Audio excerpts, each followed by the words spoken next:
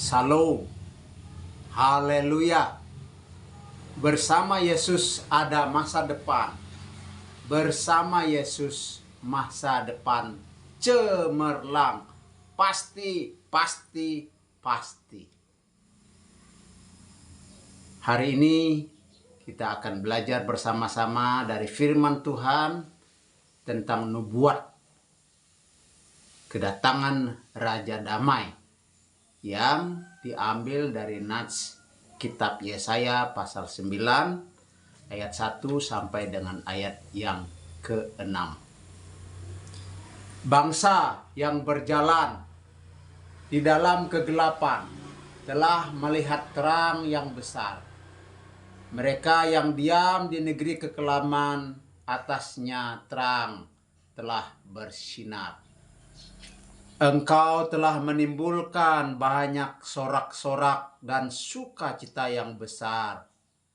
Mereka yang bersukacita di hadapanmu, seperti sukacita di waktu panen, seperti orang bersorak-sorak di waktu membagi-bagi jarahan. Sebab kuk yang menekannya dan gandar yang di atas bahunya, serta tongkat si penindas, telah kau patahkan seperti pada hari kekalahan Midian. Sebab setiap sepatu tentara yang berderap-derap dan setiap jubah yang berlumuran darah akan menjadi umban api. Sebab seorang anak telah lahir untuk kita, seorang putra telah diberikan untuk kita. Lambang pemerintahan ada di atas bahunya, dan namanya disebutkan orang penasehat ajaib, Allah yang perkasa, Bapa yang kekal, Raja damai. Besar kekuasaannya dan damai sejahtera tidak akan berkesudahan di atas tahta Daud dan di dalam kerajaannya, karena ia mendasarkan dan mengokohkannya dengan keadilan dan kebenaran dari sekarang sampai selama-lamanya. Kecemburuan Tuhan semesta alam akan melakukan hal ini. Konteks nubuat yaitu nubuat Nabi Yesaya tentang pengharapan yang akan datang, yaitu Yesus Mesias Raja Damai di dalam ayat yang kelima. Ini ada yang belum digenapi, ada yang sedang berjalan. Faktanya adalah nubuat Yesaya pada tahun 690 sebelum Masehi dan penggenapan yaitu kehancuran Yehuda oleh Babel pada tahun 586 sebelum Masehi. Jadi bangsa yang berjalan di dalam kegelapan itu menunjuk suatu politik, suatu keadaan bahwa bangsa Israel, bangsa Yehuda yang beribu kota di Yerusalem itu akan hancur. Dan mereka digambarkan sebagai bangsa yang berjalan di dalam kegelapan. Fakta kedua, nubuat pada tahun 690 sebelum Masehi. Penggenapannya terjadi pada tahun 1 sampai tahun 34 Masehi, yaitu Yesus Kristus lahir. Bukan sebagai raja di atas segala raja, tapi Yesus Kristus lahir sebagai Raja Damai secara rohani untuk mengorbankan dirinya di atas kayu salib. Dan hal ini sudah terjadi, sudah digenapi, Yesus sudah datang. Kondisi fakta yang ketiga, nubuat tahun 690 sebelum Masehi oleh Nabi Yesaya, Yesus Raja dunia, Raja damai, belum terjadi, artinya nubuat itu masih sedang berjalan. Ya, Bapak, Ibu, Saudara yang saya kasihi di dalam Tuhan. Ada kata baju tentara, sepatu tentara yang akan menjadi umban api. Itu menunjukkan bahwa tidak ada perang.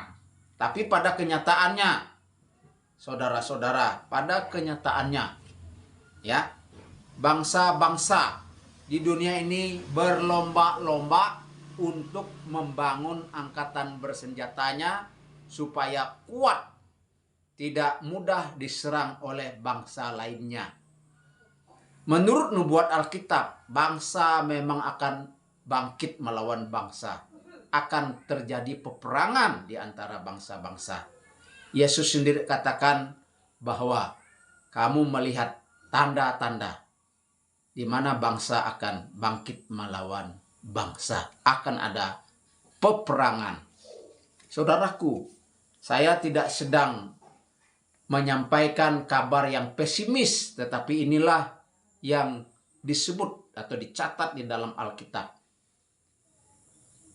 Bangsa Amerika memiliki 11 kapal induk, 68 kapal selam, 22 kapal jelajah, 70 kapal perusak, 21 korvet, 8 penyapu ranjau, dan 10 kapal patroli. Nomor 2, kekuatan perang. Cina memiliki 3 kapal induk. Kalau kita catat lagi, dulu Rusia itu ada 2 kapal induk, tetapi sudah dijual sama Cina. Italia 2 kapal induk. Prancis, Inggris, Prancis, Spanyol masing-masing 1 kapal induk, sedangkan Italia memiliki 2 kapal induk dan juga Inggris 2 kapal induk. Saudara-saudaraku yang saya kasih di dalam Tuhan, bahwa kenyataan adalah negara-negara ingin supaya damai, maka angkatan perangnya harus kuat.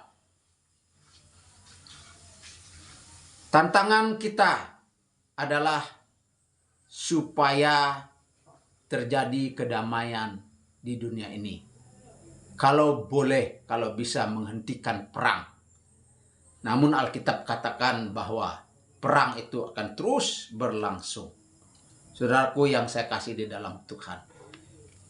Tetapi kita tidak boleh putus asa. Tidak boleh kita putus harap bahwa bersama Tuhan ada masa depan. Bersama Tuhan masa depan penuh harapan.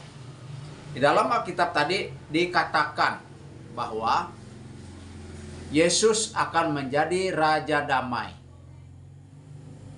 Dimulai dengan ada pembakaran sepatu tentara ataupun baju-baju perang, baju-baju tentara akan tidak dipakai lagi. Akan menjadi umban api. Dan suatu saat nanti Yesus akan menjadi Raja Damai di bumi ini. Dan supaya terjadi kedamaian, maka Yesus menegakkan keadilan dan kebenaran. Tanpa kebenaran, tanpa keadilan, maka tidak akan terjadi kedamaian. Karena manusia egois, manusia mementingkan diri sendiri, manusia inginnya berbuat yang baik, berbuat damai, tetapi kecenderungannya adalah melakukan perbuatan-perbuatan yang merugikan dirinya sendiri. Namun kita berharap Tuhan akan menolong kita, secara khusus kita bangsa Indonesia, ini tahun politik, supaya Tuhan terus memberkati calon presiden dan wakil presiden, kontestan pemilu lainnya, partai-partai politik, melakukan tugas dengan sebaik-baiknya, membuat kondusif negara ini. Mari kita mengadakan pemilihan umum dengan hati yang bersukacita, dengan hati yang bergembira. Dari sini saya mengucapkan damai Natal, sukacita Natal, memenuhi, menyertai kita sekalian. Haleluya.